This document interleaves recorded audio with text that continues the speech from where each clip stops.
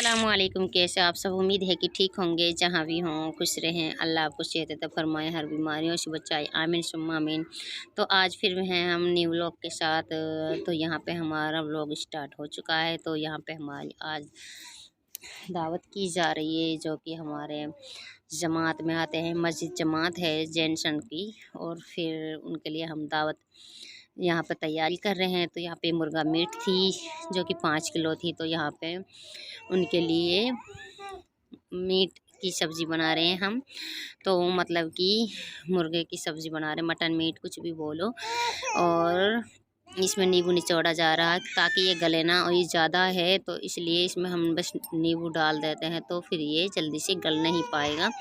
तो ये मुर्गे ऐसे होते हैं, फार्मी मुर्गे तो फार्मी मुर्गे जल्दी से गल जाते हैं, और इतने तक मसाला भूनते हैं तो इतने तक ये गल जाते हैं। और चलाने से इसकी फिर बोटियाँ इधर उधर वैसी हो जाती है, तो इसलिए इसमें हम पहले नींबू डाल देते हैं, जो बहुत अच्छे से पका जाए। फिर ये जो ज़्यादा होता है ना, तो ज़्यादा क्वांटिटी में होता है ना, तो ये फिर ये वैसे ही गल जाता है, घनी देर में पकता है, तो इसलिए तो इसमें नींबू डाल दें। आज मैंने 2-3 घंटे के लिए भिगो कर रखी थी चना की दाल, जो यहाँ पे रखी हुई है। तो मैं इसे मिक्सी में ग्राइंडर कर रही थी ना, तो मिक्सी में ग्राइंडर बिल्कुल महीन नहीं पिस रही थी। तो मैंने सोचा कि इसे सिलौटे पे पिस लूँ। मुझे बिल्कुल भी पता नहीं था कि आज कोई दावत है, तो दावत का अचानक से मूड बन गया था। तो और फिर हलवा और बनाना पड़ेगा, तो और में ज़्यादा ही क्वांटिटी में खीर बनती है, और मीट वगैरह भी बनती है, रोटियां भी बनती है। तो और इतना अब पता होता ना, तो इतना ज़्यादा काम है, तो हम ये हलवा बनाने का कोई मूड नहीं होता। तो फिर अब हमें ये पता नहीं था, अचानक से हमने वैसे चना की दाल भी भिगो ली थी, तो वो भी बनाना पड़ेगा यहाँ पे बाहर की साइड। और मैं बना रही थी खीर, तो खीर भी यहाँ पे हमारी चढ़ रही है और बाहर की तरफ। तो इधर सारे खेत वगैरह दिख रहे थे, तो ये बाहर की साइड है। इस पर यहाँ पर दलिया वगैरह भैंसों के पकाते हैं चूल्हे पर, तो यहीं पे खीर बना ली थी, क्योंकि अंदर जगह नहीं थी। तो वहाँ पर भी एक चूल्हे पर रोटी बन रही थी और एक चूल्हे पर मीट वगैरह बन रही थी।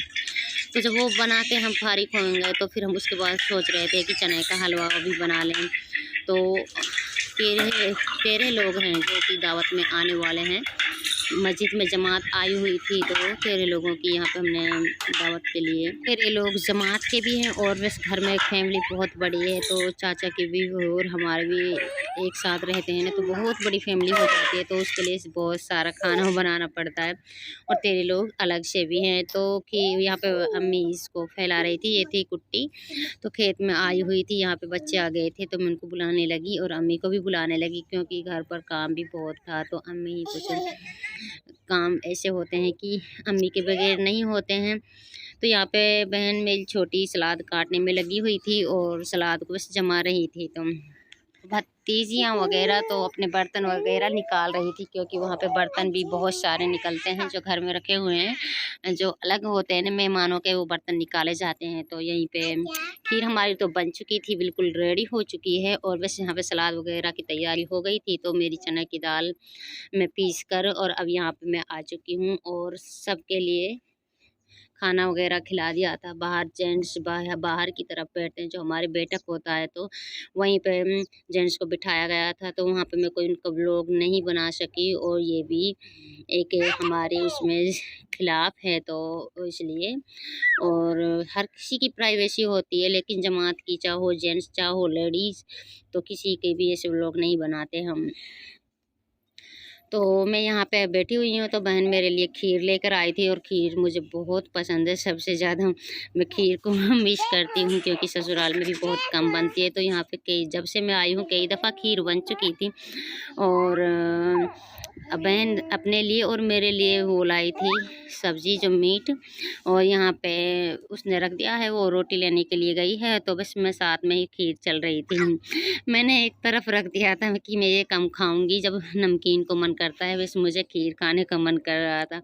और साथ ही में मेरे साथ समायरा बैठी हुई थी, और बस मेरी खीर ही ख़त्म नहीं हो रही थी। और फिर यहाँ पे हमने बना लिया था, तो हमारा हो चुका है 4 बजे का टाइम, तो सब काम से फारिग हो चुके हैं। तो भाभी बोलने लगी कि चलो अब चना के हलवा बना लें। तो यहाँ पे हमने चना का हलवा बना लिया। तो ये मैंने बिल्कुल बारीक पेस्ट सिलौटे पर ही पीसा था, क्योंकि इसको पहले बॉईल किया, ये मैंने इसको भिगो कर भी रखा था, तब भी सिलौटे पर नहीं पिस रहा था। और इसको फिर बॉईल किया तो थोड़ा सा गल गया था, जब इसको मैंने सिलौटों पे पीसा और फिर इसमें डाल दिया है। और मेरा एक व्लॉग में भी था, तो मैं जो ससुराल में बनाया था चने का हलवा, तो एक व्लॉग उसका भी है। तो मैं नेक्स्ट ये दूसरा हलवा बन रहा है यहाँ पे, जो अम्मी के घर पहली दफ़ा मैं यहाँ बना रही हूँ। तो इसमें मैंने घी डाल दिया है, तो 1 किलो चना की दाल ही और इसमें 1 किलो घी है। तो हम इसको इसके साथ भूनेंगे, जब ये बिल्कुल ब्राउन हो जाएगा, बिल्कुल ब्राउन हो जाएगा, जब इसको इसमें हम चीनी पीस कर डालेंगे, और जो आप ड्राई फ्रूट्स भी उसमें मिक्स कर कर डाल सकते हैं पीस कर, तो बहुत ही अच्छा होगा। तो जब ये बिल्कुल भुन जाएगा ना, तो इसके बाद में सब चीज़ डालनी है और फिर इसको उतार लेना है। तो अभी हमारा ब्राउन हो चुका है, तो इसमें अब हम चीनी ग्राइंडर करेंगे मिक्सी में। तो और फिर हमें इसमें 1 किलो चीनी डालनी है, 1 किलो चना की दाल थी जो कि ये उसका पेस्ट है, और इसमें 1 किलो ही घी डालना होता है। चीनी अपने स्वाद अनुसार डालो, जो मीठा ज़्यादा खाते हैं तो उसके हिसाब से डालना। तो यहाँ पे उसके बाद में हम बस फारिग हुए उससे, तो यहाँ पे मैं बैठ चुकी अम्मी के पास। तो ये हमने लिया था शहद, देसी शहद है, तो भैया ने मंगाया था कि 7 किलो शहद है ये। और इसमें अम्मी डिब्बों में करने लगी थी कि ये कई जगह पर जाना भी है, किसी रिश्तेदारी में भी देना है इसको, और कई दफ़ा मंगा भी लिया था, तो कई रिश्तेदारियों में गया था, हर किसी के पास नहीं होता। हमारे यहाँ पे भी देसी शहद तोड़ते हैं, तो हमने कई दफ़ा मंगा लिया था, और रिश्तेदारी में पता चला तो वो भी मंगा रहे थे, तो वहाँ पे डब्बों में इसलिए कर रही थी अम्मी। और यहाँ पे मक्खियाँ आ रही थी मीठे की वजह से, मतलब कि शहद पे तो मक्खियाँ भिनभिनाती हैं, आपको पता है। तो यहाँ पे मक्खियाँ आ रही थी, मैं इसको हटाने लग रही थी कभी, क्योंकि डिब्बे में ही ना चिपक जाए तो ये चिपक भी जाती है शहद, ऐसा ही होता है। ठीजा हुआ है, ये बिल्कुल जम चुका था ठंड की वजह से। तो रात हो चुकी थी, ये रात का टाइम है, तो यहाँ पे हम इस ड्रिल मशीन को यूज़ कर रहे हैं, क्योंकि नसों वाली होती है ना, जैसे कि किसी के पाम सुन्न हो जाते हैं, तो ये अब्बू के लिए भैया लाए थे, तो इसको हम सब यूज़ कर रहे थे अपने उसों में, क्योंकि नस ब्लॉक हो जाती है तो उसमें भी काम आती है ये।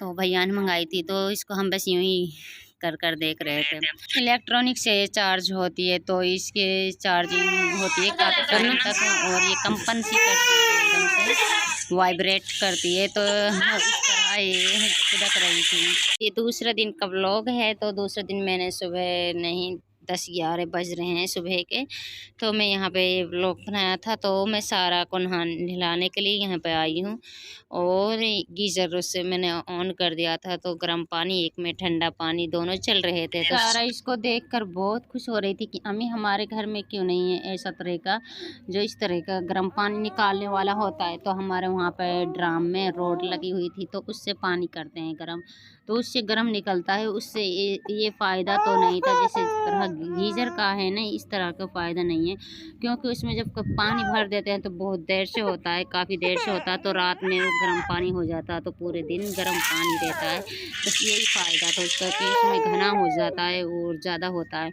तो उसे बस ये अचंभा वाली बात लग रही थी कि अम्मी ये क्या है। तो यहाँ पे हमारे ड्राम में होता है, यहाँ पे ये गीज़र है, तो ये किस तरह का है, एक में ठंडा एक में गर्म। तो यहाँ पे हम 12 बजे आ चुके थे मार्केट, तो मार्केट के लिए बस कुछ कपड़े और लेने थे। तो उस दिन मैं ले गई थी बहुत सारे कपड़े, तो और आज फिर 2-3 कपड़े हमने और ख़रीदे। तो यहाँ पे सूती कपड़े थे, मैचिंग के, जो मैच की सलवार होती है इसके साथ, और ये सूती के कपड़े थे। तो ऐसे था, इनका प्राइस 900 का, 1000 का। तो मैंने अपने लिए देखने लगी, मैं तो सूती कपड़े पहनती नहीं हूँ ज़्यादा कर मैं तो जॉर्जेट का या क्रेप ऑर्गेन्जा ये इस तरह का कपड़ा पहनती हूँ, मुझे सूती कपड़े इतने अच्छे नहीं लगते हैं। और आपने बोला था कि आप कपड़े दिखाना, तो मैंने कपड़े अपने सिलने के लिए डाल दिए हैं दर्जी के पास, तो मैं उनको नहीं दिखा पाई। तो मैं किसी न किसी दिन दिखाऊंगी जब वो सिल जाएंगे, तो और व्लॉग